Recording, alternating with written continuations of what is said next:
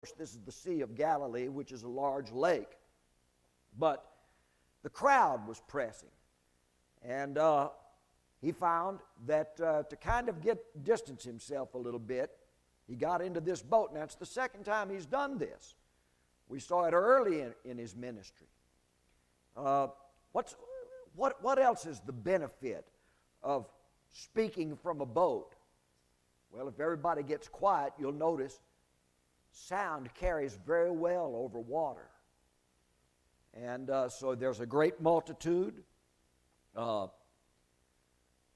Matthew and Luke put it pretty much the same way, except Matthew begins, you don't have to turn to this, I'll just read it, on that day. So what day is this? Well, it's the same day that we finished with last Wednesday night when his mother and his brothers came to visit him, and interrupted that crowd. Well, apparently he walked out of that house and the crowd followed him. He's down at the seaside and the crowd still wants more. So on that day, the same day, Matthew has it, Jesus went out of the house and sat by the seaside, and there were gathered unto him great multitudes, so that he entered into a boat and sat, and all the multitude stood on the beach, Matthew says. And he spake many things unto them in parables. Now I want you to repeat that word, in parables. I'll tell you why in a minute. The Luke version puts it this way, and when a great multitude came together, they of every city resorted unto him. Luke tells us where this multitude came from. Every city in that region. And Luke also adds, as Matthew and Mark do, he spake by parables. Parables. Now what follows, mostly in Matthew, is the great set of kingdom parables. I'm not going to have you read them with me. If you do want to read the kingdom parables, they begin with Matthew chapter 13, verse 3. And I'll just go through these briefly, what they're about. The first is the parable of the sower. That's the parable that we find in all three of the synoptic gospels, Matthew, Mark, and Luke. All three of them cover this parable. A sower went forth to sow. Some of his seed fell on three different kinds of bad ground: wayside ground, rocky ground, and then weedy ground. But some of the seed fell on three kinds of good soil, some that brought forth 30-fold, some 60-fold, and some 100-fold. What Jesus is asking in this parable is, what kind of ground are you?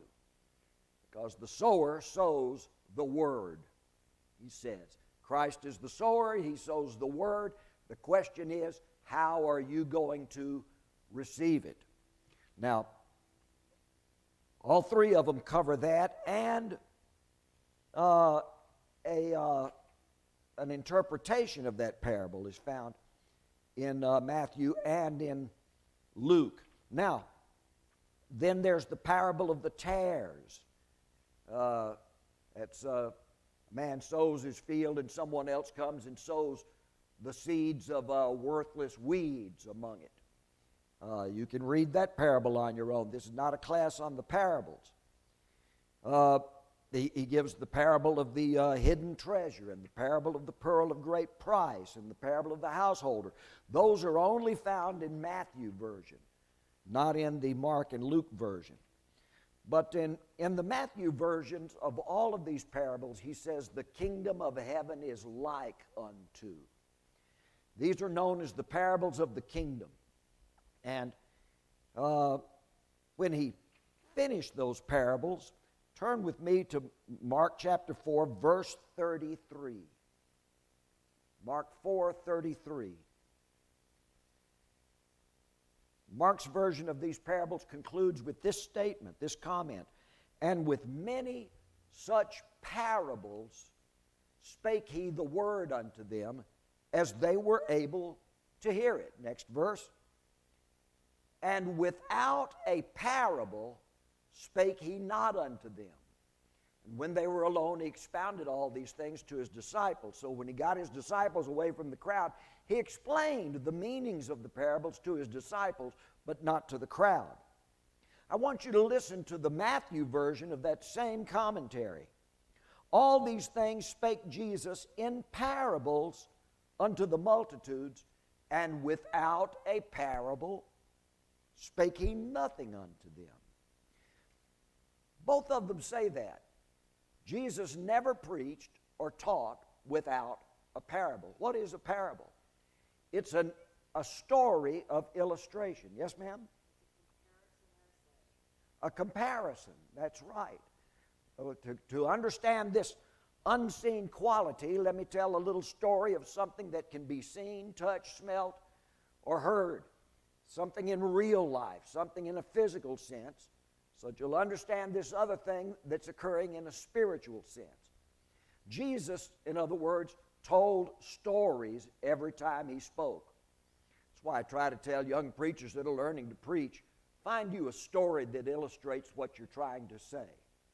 Don't just drag something out of Paul or the writings of Christ or Moses and give an abstract sermon for people unless you give them a story to back it up. And the cause and effect in the same way. And then make your spiritual point.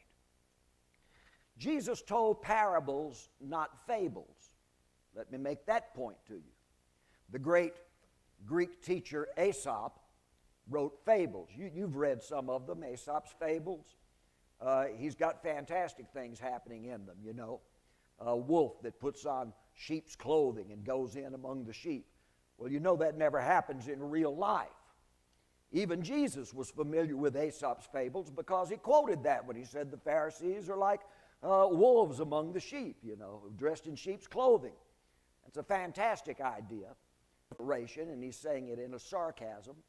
He also speaks in a sarcasm about you're trying to get a little mote out of one person's eye while you've got a huge beam of wood sticking out of your eye. Well, there's nobody walking around with a 2x4 sticking out of their eye trying to clean somebody else's eye. That's a fantastic exaggeration. And it's said in sarcasm. Aesop, however, all of his stories were fables. Like parables, a fable has a moral point that it's making. But a fable is done in kind of a cartoon, unrealistic style. A rabbit challenges a turtle to a race, and they race together, and the turtle beats the rabbit. Well, that never happens in real life. It's a cute little children's story, you know. A grasshopper fiddles away all summer while the ants are working, and then he's starving in the winter. Ants, and they help him. Well, that doesn't happen in real life. Grasshoppers and ants don't talk together. Ants will wait till the grasshopper starves, and then they'll eat him, carry him off in little bits. But there's still a point to it. You all understand what I'm saying to you?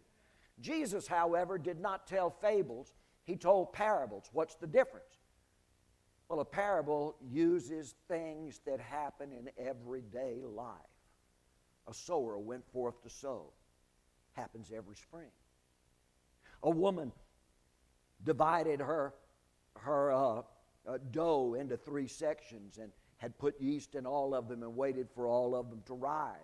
He makes a point from that, but that happens every day in every household in Judah back in those days. You understand what I'm saying?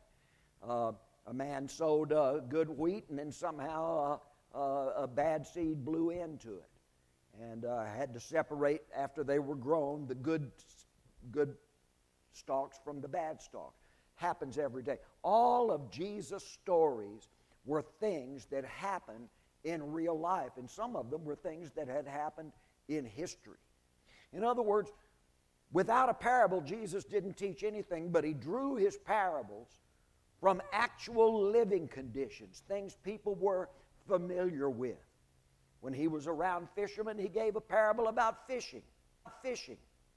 Casting a net into the waters and dragging it back and having to separate the clean fish from the unclean fish.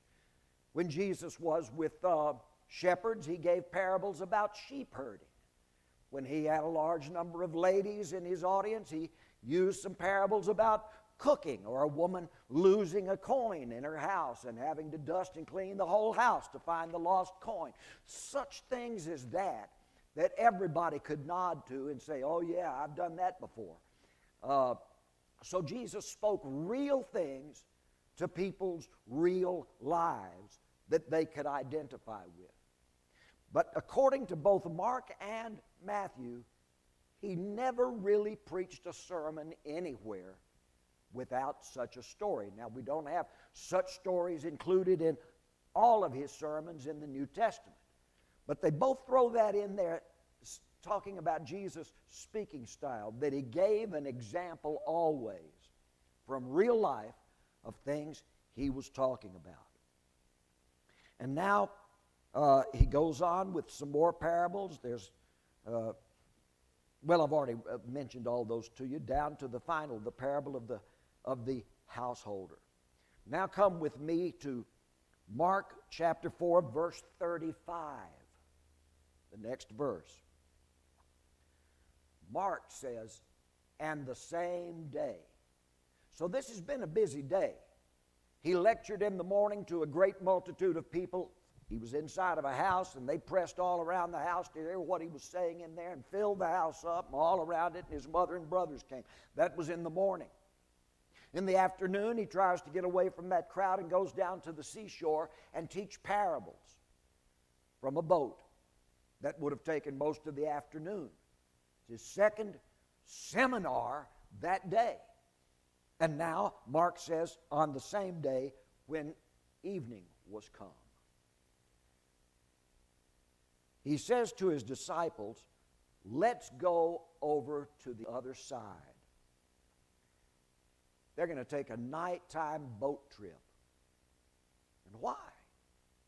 They're putting in at Capernaum, and they're going to go across the Sea of Galilee to land at Gadara, as it turns out. And why would they do that at night? Does Jesus have an appointment tomorrow morning? We're about to see what his appointment was. It wasn't with a multitude that he would preach to. He had an appointment with one man. And after he deals with that appointment, they'll get back in the boat and come back across the next evening to Capernaum.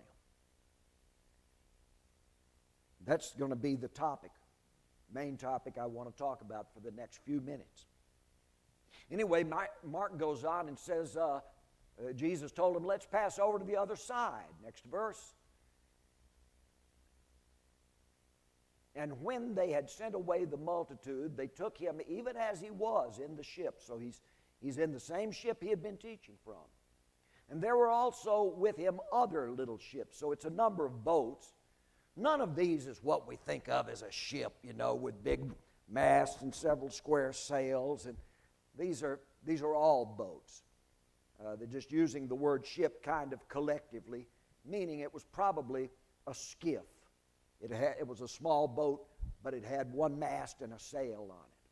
But there were other boats propelled by oars or paddles going along. So all of the disciples were not in this same boat. It took a group of boats for the group of them to head out across the waters at night. And there arises a great storm of wind. I'm in verse 37, if you're following. Yeah. There arose a great storm of wind, and the waves beat into the ship, so that it was now full. Waves, not rain so much, but waves splashing over the gunwales of the ship, and it was now full. Well, that means that this boat had sunk down to its gunwales, just the outer part above the water. And I want you to hear the Matthew version of that. And in fact, let me go back and read the Matthew version. It says, now when Jesus saw great multitudes about him, he gave commandment to depart to the other side. And when he was entered into a boat, his disciples followed him. And behold, there arose a great tempest in the sea, insomuch that the boat was covered with the waves. But he was asleep in the middle of this storm. The Luke version says, I just want you to notice the differences. Now it came to pass on one of those days that he entered into a boat, himself and his disciples, and he said to them, let's go over to the other side of the lake. They launched forth, but as they sailed, he fell asleep. And there came down a storm of wind on the lake, and they were filling with water and were in jeopardy. Slightly different phrasings. But look, I want you to look at the three different things they say to him when they wake him up. Back in the Mark version, verse 38, and he himself was in the stern, asleep on the cushion. And they awake him, and they say unto him, Master, carest thou not that we perish? The Mark version simply says he was asleep, or the Matthew version rather, and they awoke him, saying, Save, Lord, we perish. And in the Luke version, they say to him, they awake him and say, Master, Master, we perish. Well, what did they really say?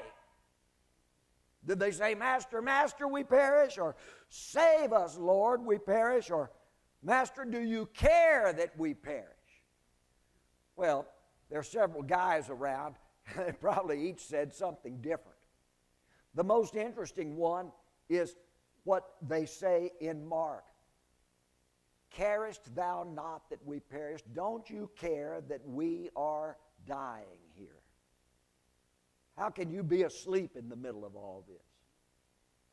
They wake him up. Now here's what gets me about this whole story, and there'll be another story of Jesus walking on water to get to the boat in a storm. And that's another story coming up. That'll happen some months later. This one, he's asleep.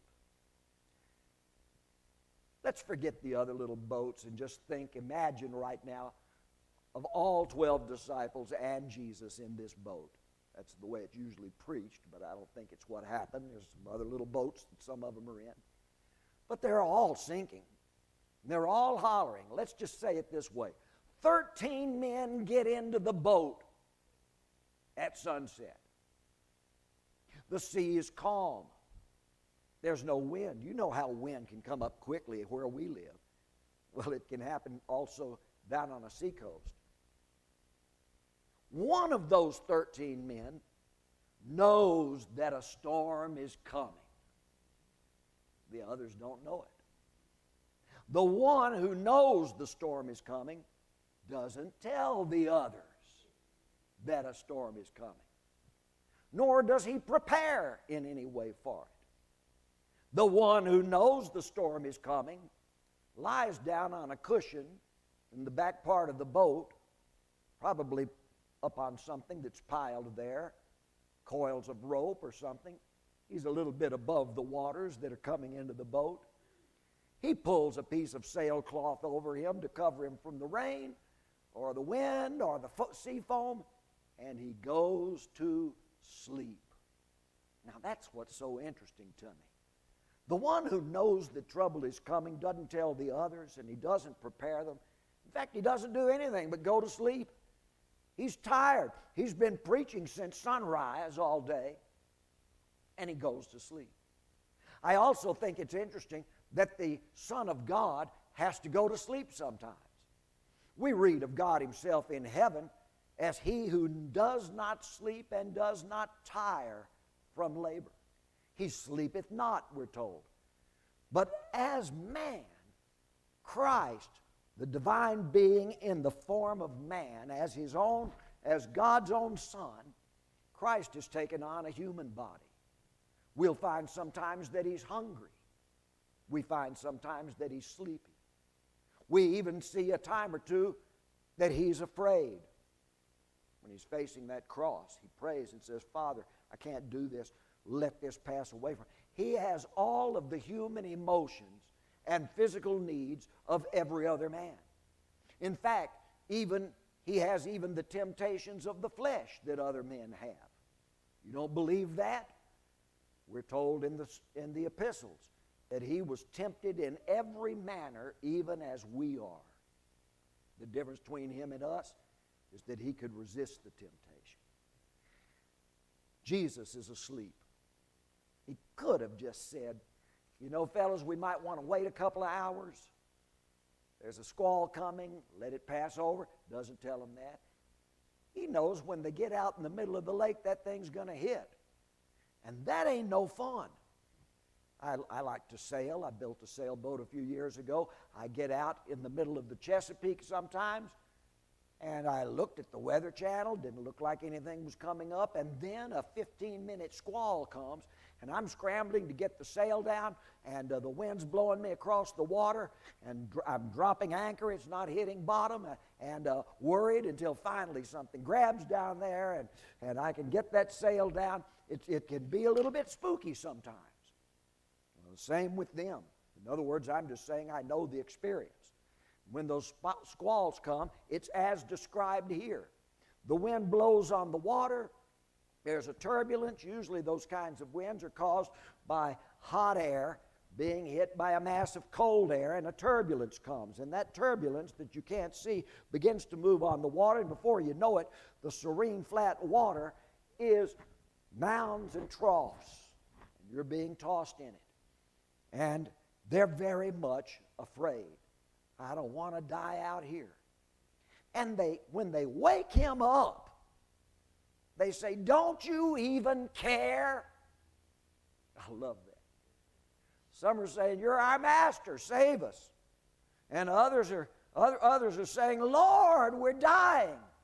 But the best one is in Mark. "Don't you even care that we perish?" And he awoke and rebuked the wind and said unto the sea, "Peace, be still." Now that's only in the Mark version. Peace, be still. And the wind ceased. There was a great calm, and he said unto them, "Why are you fearful? Have you no faith?" Why? How is it that you have no faith? Now I love that. That's only in the Mark version. In the Matthew version, he doesn't say, "Peace, be still." He just says unto them, "Why are you fearful, O ye of little faith?" And then he arose and rebuked the winds and the sea, and there was a great calm. But Matthew doesn't have him crying out, "Peace, be still." The Luke version is a little bit different. They come to him and they wake him up saying, "Master, Master, we perish." And he awoke and rebuked the wind and the raging of the water, and they ceased, and there was a calm. And he said unto them, "Where is your faith?" Now repeat that with me, would you? Where is your faith? Now we're looking at it that's different from what he says in Mark. How is it that you have no faith? Now listen to what he says in Matthew. He saith unto them, "Why are you fearful, O ye of little faith?" There's only one of him. Which one of those things did he say? I think he said all three of them to three different kinds of people. He says, "O ye of little faith." You've got a little bit of faith. Not enough, but you've got a little faith. To some of the others, he says, "Where is your faith?" I know you've got faith, but you must have left it on the shore. You've got land faith, but you don't have water faith. You don't have faith in this situation. You don't have faith you bring with you everywhere and into everything. You've only got faith for certain places or surroundings. So some of you have a little faith. Some of you have faith, but you left it somewhere else. And then some of you have, as Mark says, no faith. You have no faith. Which group are you in? Have you been in a storm? Have you cried out to God in the middle of a storm and said, I'm talking about a storm in your life. Have you cried out to God and said, "Oh God, help me, save me, don't you care about me?" And the Lord answers you one of these three things. Your faith is too little, your faith is elsewhere, or you have no faith. And you've got to find out where your faith comes from. In Mark, they hear him cry to the waters, commanding peace, and that the waters be still. I love that. Because the next verse 41, said, and they feared exceedingly, and said one to another, who then is this, that even the wind and the sea obey him? Very similar. In Matthew, they say, what manner of man is this, that even the winds and the sea obey him? In Luke, they look at one another and say, who then is this, that he commandeth even the winds and the water, and they obey him? I love it. That sweet old gospel song that you never hear anymore.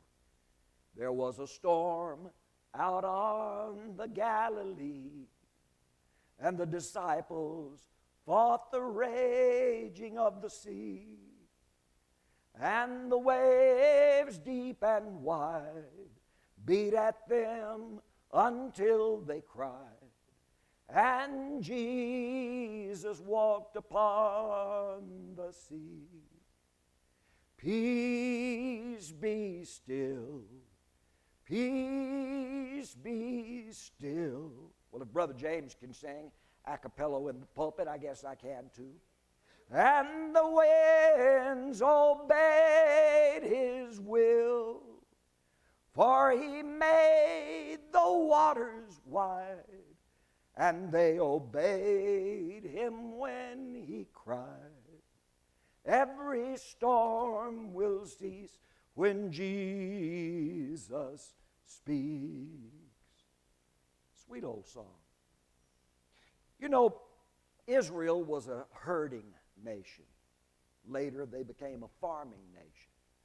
But they had nothing to do with seafaring until Solomon built a navy and sent the young men of Israel out into the Mediterranean to trade, and down into the Indian Ocean from the Gulf of Aqaba to trade. And there, way down in the Horn of Africa, they encountered the kingdom of Sheba, and Sheba's queen came back on their ships to visit Solomon. And Israel became, only in Solomon's life, a seafaring nation.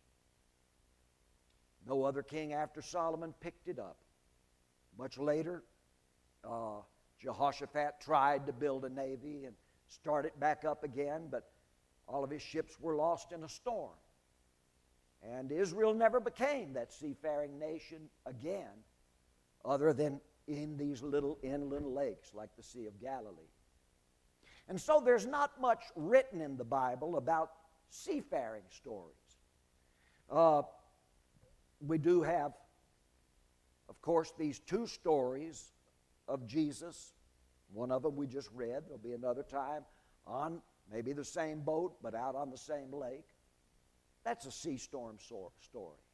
We also have the story of Jonah, where there's a storm at sea described to us. And those guys' answer was to throw Jonah overboard and let the fish eat him. And then we have, over towards the end of the book of Acts, St. Paul in a Roman ship heading from Alexandria to Rome. And of course, a storm hits them that lasts for almost 2 weeks, blowing them at its will across the Mediterranean, all the way from Caesarea to Malta Island, hundreds of miles. And that's a grueling thing. But that's it. We have in the Bible hundreds of years of descriptions of land battles and land incidents, but only those 3 occasions. Well, 2 occasions for Jesus, one for Paul and one for Jonah. But we do have this in the book of Psalms. This must have been written by somebody who had gone out in one of Solomon's ships and came back singing this sea chanty. This is found in Psalm 107, verse 23. And as we read this, if you turn there with me on the screen, I'd appreciate it. As we read this, think of the story we just read about Jesus and the disciples on a ship in a storm. Here's what the psalmist wrote. This couldn't have been written by David because in David's time there was no sailing among Israelites. This would have been written after or during Solomon's time. They that go down to the sea in ships to do business in great waters. In other words, these are trading ships like Solomon's. These see the works of the Lord and His wonders in the deep. You know, you're not going to learn everything about God if you only stay where you're comfortable. You want to find out some more things about God? Go ahead and get out there where your faith's hard to find, in the middle of a storm on the sea. These see the works of the Lord and His wonders in the deep. For He commandeth and raiseth the stormy wind. Oh, we're in this. Oh, the devil's raised up a storm against us. Oh, it's the devil fighting us. Oh, the devil's doing it to us. Some evil force, you know. Neptune, Saturnius, the gods of the deep are angry at us. All this kind of stuff. Nope, sorry. The first sailing psalmist in Israel said it's God that does it. We're also told by David and others that God has His way in the whirlwind. That God is in charge of the winds and the rains and the sun. That God does it. Somebody said, what about in the book of Job? When that whirlwind came and destroyed Job's house and all that.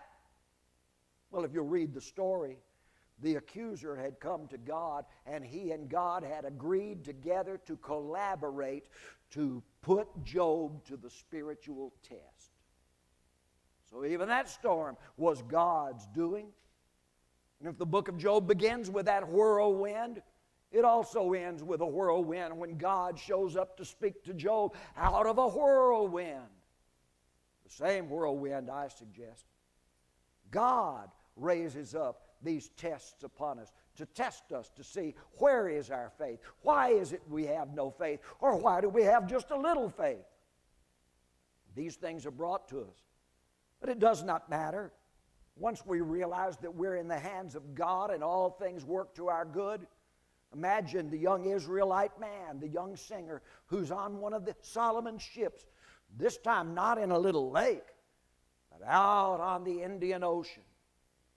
And you launch out the first time and you watch the shore of land disappear, and suddenly the color of the water changes as you get off the land shelf. You're looking down, it's kind of green because down through there you can still see sand at the bottom, but a few miles out that drops off, and all you look down into is the darkness of the bottomless abyss below you. You can't get back to land. You've got to go where you're headed. You say farewell to land and land's ways, and the only thing keeping you above the abyss is this little bucket of timbers that you're on, and it begins to rock and sway. And no matter how good the boat builder was, you realize it's not good enough to keep you alive. There has to be something else with you. If you and your craft are going to make it through, and you find out how vulnerable you are, He commandeth and raiseth up the stormy wind, and lifteth up the waves thereof. They mount up to the heavens. They go down again to the depths. And the sailors, well, their soul is melted because of trouble. We'll never get out of this. On the deck of the ship, they reel to and fro. They stagger like drunken men. And they are at their wits' end. I just don't know what to do in the middle of this turmoil. Doesn't that sound like what we just read happened to the disciples that night? They're at their wits' end. But then, like the disciples in the Galilee story, then they cry unto the Lord in their trouble, and He bringeth them out of their distresses. He maketh the storm a calm, so that the waves thereof are still. It's like the writer of this psalm is giving a prophetic description of the story that Matthew, Mark, and Luke would later tell about Christ in the ship with his disciples. So this part of Psalm 107 is a prophecy of something that's not just imaginary, but actually happens. This little poem ends by saying, "Then are they glad, because they be quiet. So he bringeth them unto their desired haven." In the next story of Jesus in a ship, once the storm passes, they're out in the middle of the lake. Once the storm passes, the sun comes up, and they're right where they wanted to get to. They've reached their haven. That comes right out of Psalm 107. I thought you'd just like to see the comparison there. It's written almost as a prophecy for what Jesus will do. So, what manner of man is this, that even the winds and the waves obey him? They've seen him work miracles before, haven't they? What kind of miracles? Well, they've seen him raise one person from the dead, a widow's son at Nain. He will later raise some other people, but that hasn't happened yet. They saw him turn water into wine. That was a pretty neat miracle against nature. They've also seen him heal several people, many people. But they've never seen this. A huge storm, rolling and tossing and chaotic, and he just speaks to it and it stops immediately. Well, this is in preparation for what's about to happen. The sun comes up, and they find themselves nearing the shore. There's a town nearby, Gadara. Any town built on the lake is going to have some docks. Jesus directed them, no, don't go to those docks. Go over here. Well, the town's over here. Yeah, but go over here. On this side of town is the town cemetery. Little bluff. You don't bury people down close to water, you know. But up on a high place, there's the tombstones. And the boat comes crunching up into the gravel of the beach. The disciples begin to step out of it. My, glad to get through with that. That was some storm we had a little while ago, wasn't it? Where are we now? And then, just as Jesus is about to step out of the boat, they hear a cry up on the bluff. And they turn and look, and someone or something, half naked and clad in rags, weird looking, hunched over, grimacing, is moving animal-like towards them and calling Jesus by his name. Here's how Matthew puts it. Chapter 5, verse 1. Now, they've just been through a storm in nature. Now they're going to see a storm in the human soul. I'm sorry, I said Matthew. My bad. It's Mark chapter 5, verse 1. And they came over unto the other side of the sea, into the country of the Gadarenes. And when he was come out of the ship, immediately there met him out of the tombs a man with an unclean spirit. Hold it right there. Not with many unclean spirits, but with one unclean spirit. Even in the Greek, pneuma akathartos. Pneuma, that's one spirit. Not pneumae, which are plurality of spirits. One spirit. An unclean spirit. Next verse. And he had his dwelling among the tombs, and no man could bind him, no, not with chains. So he seems to have some supernatural force.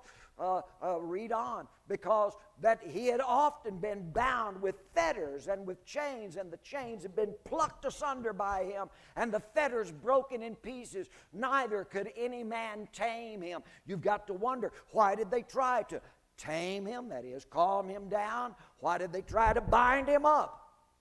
Who was it that was concerned about him? Mark gives another detail. So he escaped from whoever used to try to bind him up, and he went in the mountains and in the tombs, crying day and night, and cutting himself with stones. So he's masochistic.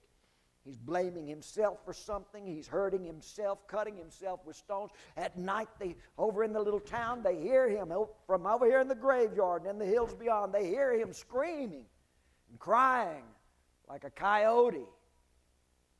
Children are frightened in their beds of this guy.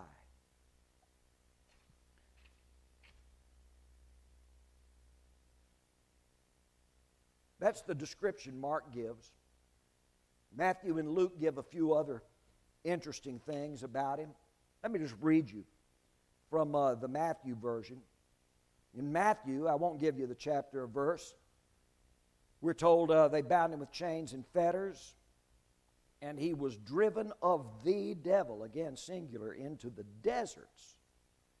Also, in Matthew, we read that well, I'll skip that. I'll come back because we're almost through. We'll pick up with this later. I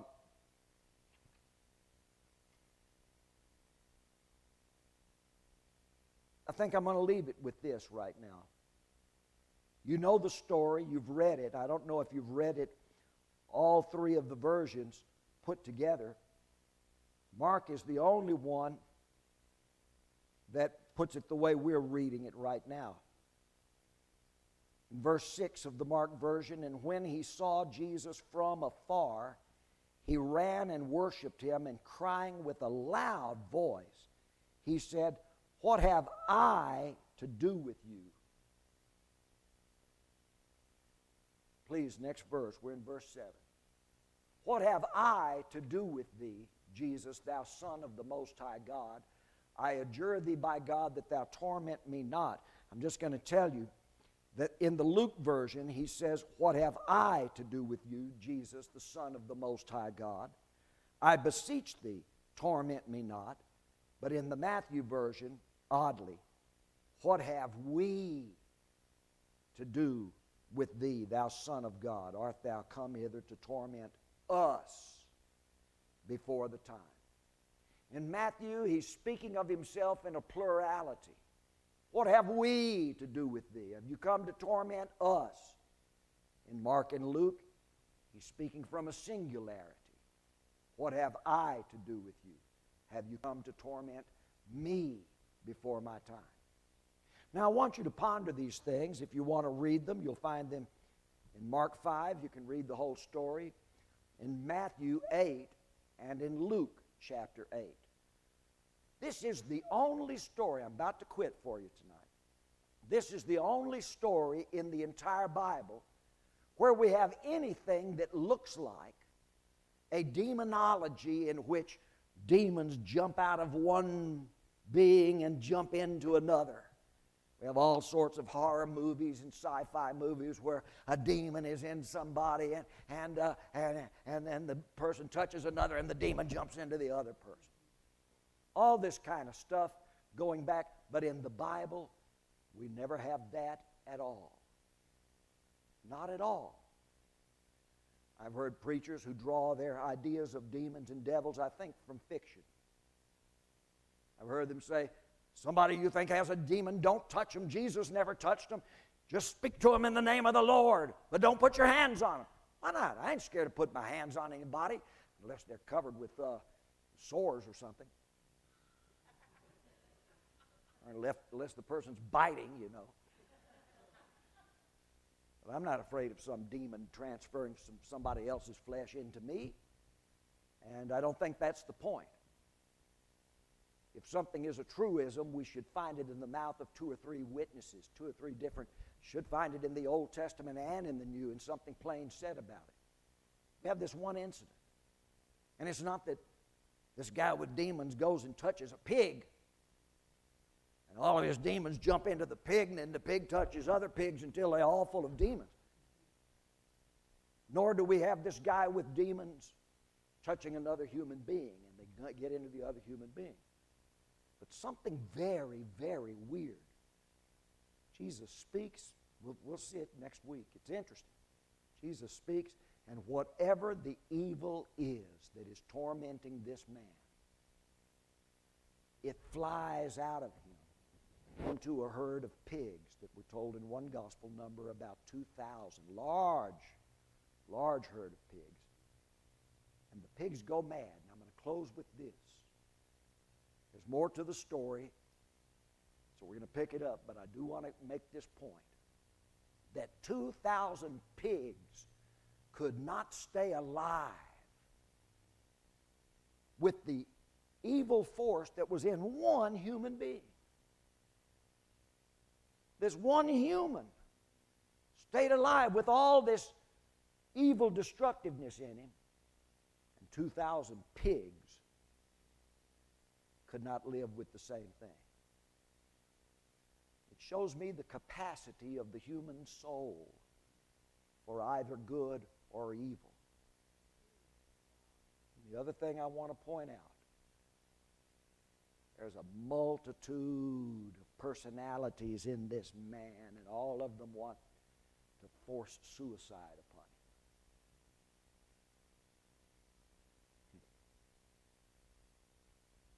You know what God wants to do? He wants to put many persons into one spirit. You know what the enemy wants to do? He wants to put many spirits into one person. We'll be discussing that next week, the difference between God's unity and the enemy's division. He can put many spirits into one person, make you a double-minded man or a triple-minded man, and divide you into different purposes, different persons. That's what he wants to do. Jesus is going to give a strange little teaching later. If your eye is single versus if your eye is evil. Difference between being single and being evil. So evil must mean something other than single. It must mean being all split up and divided into different purposes and essences in your life. Brother Terry.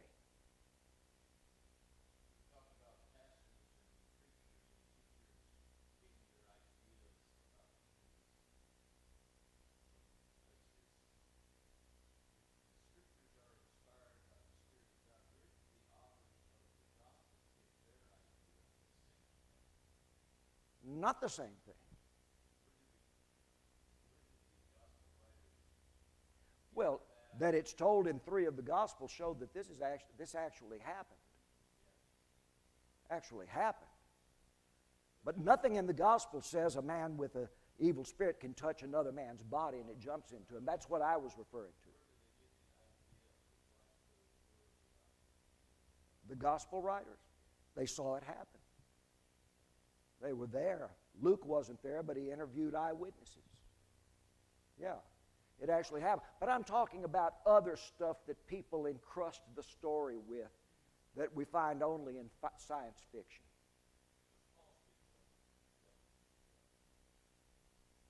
Yeah, it's interesting the wording that he uses if you go to the Greeks.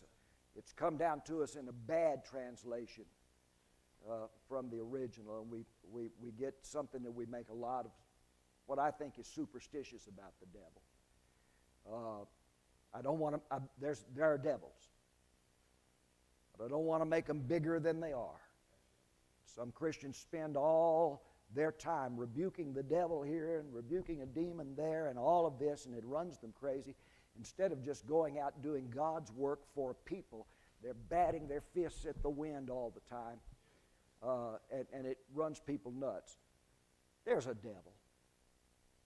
There are devils. I know that. I've had to face some of them. And I've seen people that really were possessed with devils. Not this silly business of Okay, how many of you young people fight acne? Well, we're going to rebuke the acne devil right now. You know, that kind of stuff. Just little things like that. Let's not give the devil a bigger footprint than the Bible gives him, is my point. I appreciate your question. But we're going to go into this singular and weird story. I say singular because there's nothing like it anywhere else in Scripture. And Jesus does it. And 3 persons writing the New Testament testify to it. So, Mark chapter 5, Luke 13, and Luke 8 and Matthew 8. Read it this week. Read all 3 versions and see where they differ. They don't really differ. They just each give a detail that the other one doesn't give. And we'll talk about it next Wednesday night. God bless you. Have a great rest of the week. Brother James.